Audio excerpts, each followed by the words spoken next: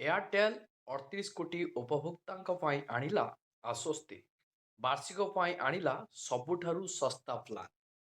ଦେଖନ୍ତୁ, ବର୍ଷେ ପାଇଁ ଏୟାରଟେଲ୍ ଆପଣମାନଙ୍କ ପାଇଁ ଆଣିଛି ସବୁଠାରୁ ଶସ୍ତା ପ୍ଲାନ୍, ଯାହାକି ଆଜିକା ଡେଟ୍ରେ ଆପଣମାନଙ୍କ ପାଇଁ ବହୁତ ବଡ଼ ଖୁସି ଖବର ରହିଛି। ବର୍ଷେ ପାଇଁ ଯେଉଁ ଏୟାରଟେଲ୍ ଆଣିଛି ଆପଣମାନଙ୍କ ପାଇଁ ପ୍ଲାନ୍ଟି, ସେଇ ପ୍ଲାନ୍ଟି ବହୁତ କମ୍ ପଇସାରେ ଆପଣ ପାଇବେ। ତ ଏହାର ସମ୍ପୂର୍ଣ୍ଣ ତଥ୍ୟ ଉପରେ ଆମେ ଆଲୋଚନା କରିବା। ତା ପୂର୍ବରୁ ଆପଣମାନଙ୍କୁ କହିବି, ଯଦି ଆପଣ ଚ୍ୟାନେଲରେ ନୂଆ କରି ଆପଣ ଭିଡ଼ିଓଟିକୁ ଦେଖୁଥାନ୍ତି, ଭିଡ଼ିଓକୁ ଲାଇକ୍ କରି ଚ୍ୟାନେଲକୁ ସବସ୍କ୍ରାଇବ୍ କରି ପାଖରେ ଥିବା ବେଲ୍ ଆଇକନ୍କୁ କ୍ଲିକ୍ କରିଦିଅନ୍ତୁ। ଯଦି ଫେସବୁକ୍ରୁ ଆପଣମାନେ ଭିଡ଼ିଓଟିକୁ ଦେଖୁଥାନ୍ତି, ଫଲୋ ନିଶ୍ଚୟ କରିଦେବେ।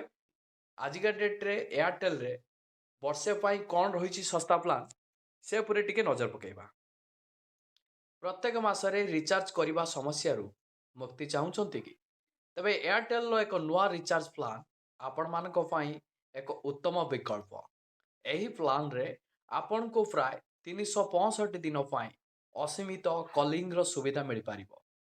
ଏଥିରେ ଲୋକାଲ୍ ଓ STD ଉଭୟ କଲିଂର ସୁବିଧା ରହିଛି, ଅର୍ଥାତ୍ ଆପଣ ଯେକୌଣସି ନେଟୱାର୍କରେ ବ୍ୟବହାର କରିପାରିବେ।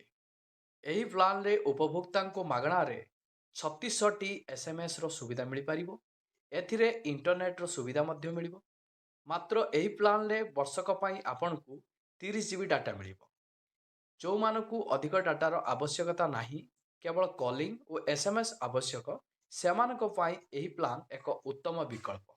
ଅଧିକ ଡାଟାର ଆବଶ୍ୟକତା ନଥିଲେ, କେବଳ କଲିଂ ପାଇଁ 365 ଦିନ ପର୍ଯ୍ୟନ୍ତ ଅସୀମିତ କଲିଂର ସୁବିଧା ସହ ଏୟାରଟେଲ୍ର ଶସ୍ତା ବାର୍ଷିକ ପ୍ଲାନ୍ 1849 ଟଙ୍କାରେ ମିଳିଯିବ।